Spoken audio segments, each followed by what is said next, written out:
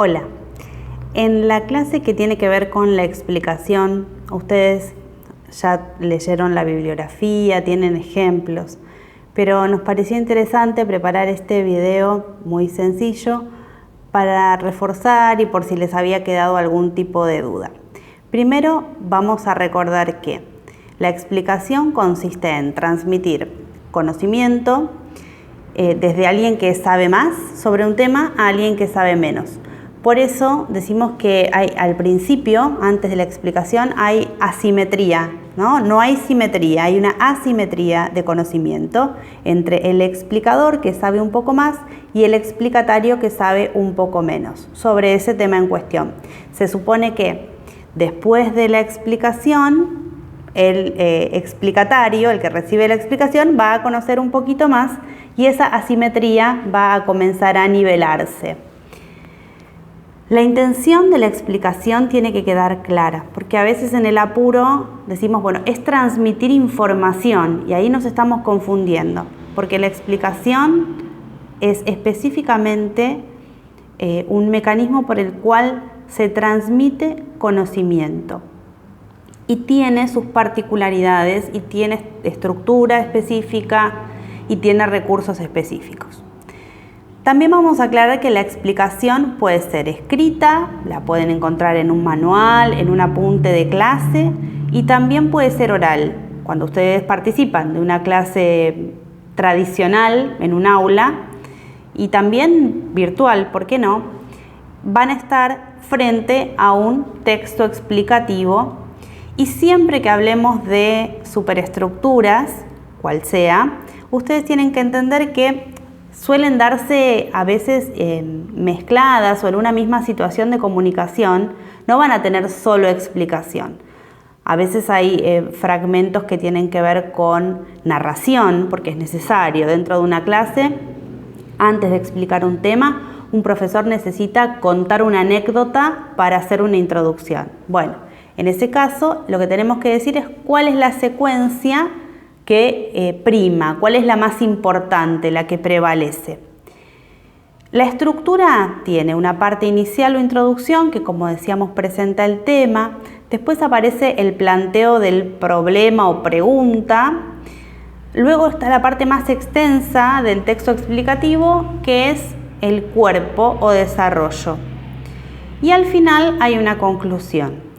La finalidad o el objetivo o la función que tiene la conclusión del texto explicativo es reforzar los puntos más importantes que yo necesito para entender o para comprender un tema que me están explicando. Así que después de dejar bien en claro estas partes, que se respetan tanto en forma escrita como en una explicación oral, vamos a pasar a los recursos. El primer recurso del que vamos a hablar es la definición, que si bien es algo muy simple y muy elemental y ustedes pueden decir, bueno, sí, es claro, es fácil que es una definición, por las dudas les vamos a aclarar de qué manera las pueden reconocer. Generalmente ustedes van a encontrar definiciones que son muy evidentes. Bueno, arranquemos por decir qué es una definición. Es una equivalencia entre dos segmentos lingüísticos, equivalencias que valen lo mismo. ¿Dónde se encuentran un montón de definiciones? En el diccionario. Hay un primer segmento lingüístico que sería la palabra a definir y al lado está el otro segmento que vale lo mismo uno que el otro. ¿De qué manera los identificamos? En un texto se pueden encontrar, por ejemplo, con el verbo es, si la definición es singular, o son, si están en plural. Les doy un ejemplo de definición. El corazón es el órgano principal del sistema circulatorio. Ese es, a mí me da la pauta que puede ser una definición. ¿Y vale lo mismo decir corazón que decir órgano principal del sistema circulatorio? Sí, hay una equivalencia. Entonces, es una definición. Si estuviéramos hablando de algo en plural, los sonetos, por ejemplo, tendríamos que decir los sonetos son, y ese verbo me indica que hay una definición, composiciones poéticas compuestas por 14 versos de arte mayor. ¿Comprenden? Les di dos ejemplos de definición, uno en singular y lo van a reconocer por el es y otro en plural que lo reconocen por el verbo son. También puede pasar que la definición esté entre paréntesis y que no aparezca el verbo.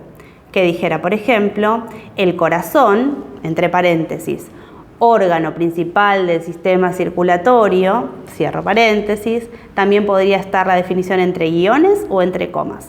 Siempre se tienen que fijar que sea una equivalencia, que valga lo mismo. Pasamos a otro recurso. Los ejemplos.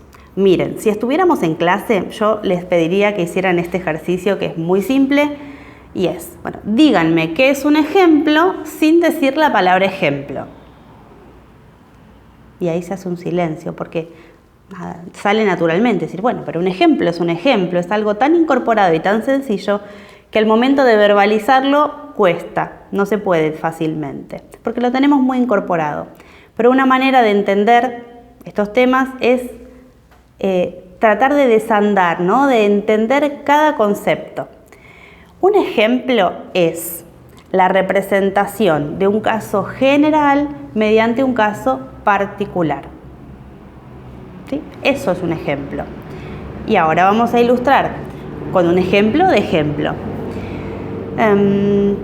Vamos a decir, todas las obras de William Shakespeare son reconocidas. Por ejemplo, Romeo y Julieta es un clásico. ¿Sí? ¿Cuál es el caso general? Todas las obras de Shakespeare. ¿Cuál es el caso individual? Romeo y Julieta. Otro ejemplo.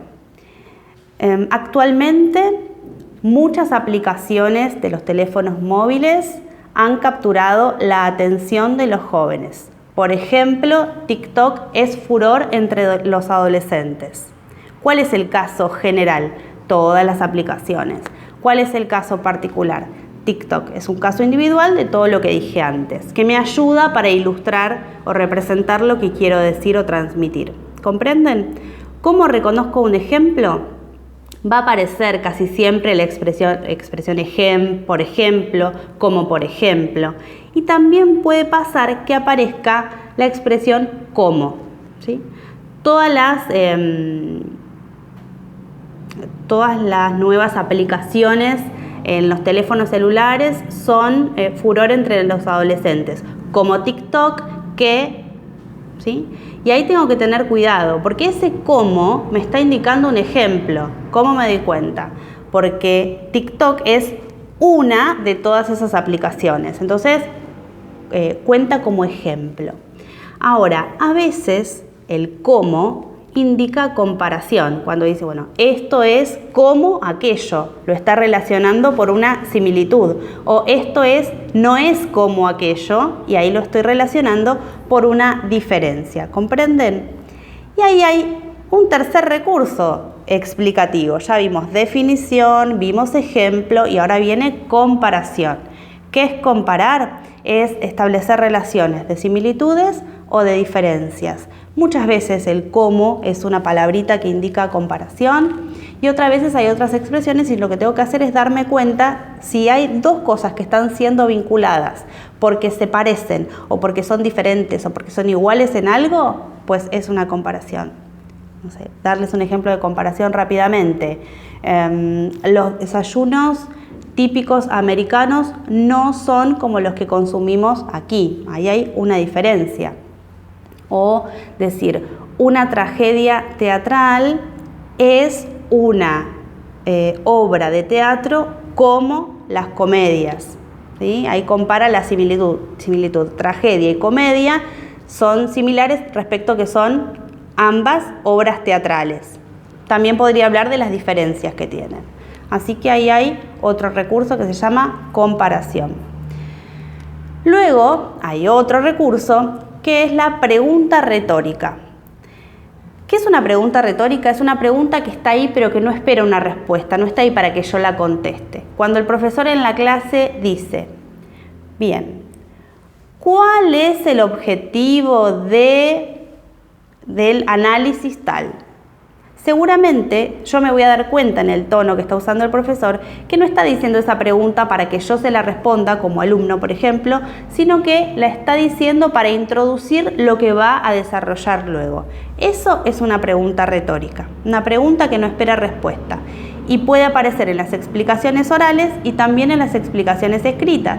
Recuerden los manuales que usaban para estudiar cuando eran chicos, que tenían las preguntas dentro de los textos, incluso que las preguntas retóricas a veces están como en negrita, ¿no? Se destacan del resto de la tipografía. Pensemos en un texto que habla sobre los volcanes. ¿Qué es un volcán? Y lo que sigue es la definición. ¿Qué partes tiene un volcán? Y luego aparecen sus partes. ¿Qué tipos de erupciones existen? Y luego se enumeran las erupciones volcánicas. Así, esa pregunta me sirve como una puerta de acceso, una presentación. Y a mí, si estuviera en el lugar de quien recibe la explicación, me sirve porque si estoy quizás leyendo un texto, me oriento por las preguntas retóricas y sé lo que viene después. Lo mismo en una clase oral, ya sea presencial o virtual. Y hay un último recurso del que les voy a hablar hoy, que es la reformulación. Reformular. Es un prefijo, no quiere decir, lo usamos mal habitualmente porque solemos decir ahí es re bueno, es re lindo, es re simpática. No, en realidad re es un prefijo que quiere decir volver a, es decir, hacer algo que ya se hizo, rehacer, releer. Y en el caso de reformular es volver a decir algo que ya se dijo. ¿Para qué se usa este recurso en un texto explicativo? Muy simple. Si yo soy el explicador y digo una palabra y de repente me parece que esa palabra no es tan simple o que mis receptores en ese momento, quienes están recibiendo la explicación, quizás no la van a entender o no la saben, uso una reformulación. Digo la palabra, pongo un conector, como es decir, o sea, dicho de otro modo, con otras palabras, y a continuación lo digo de otra forma para que se entienda. Por ejemplo, vamos con ejemplos de reformulación. Es políglota, es decir, habla muchas lenguas. Se comportó como un pusilánime, o sea, como un cobarde. El ambiente estaba pestilente. Con otras palabras, había mal olor.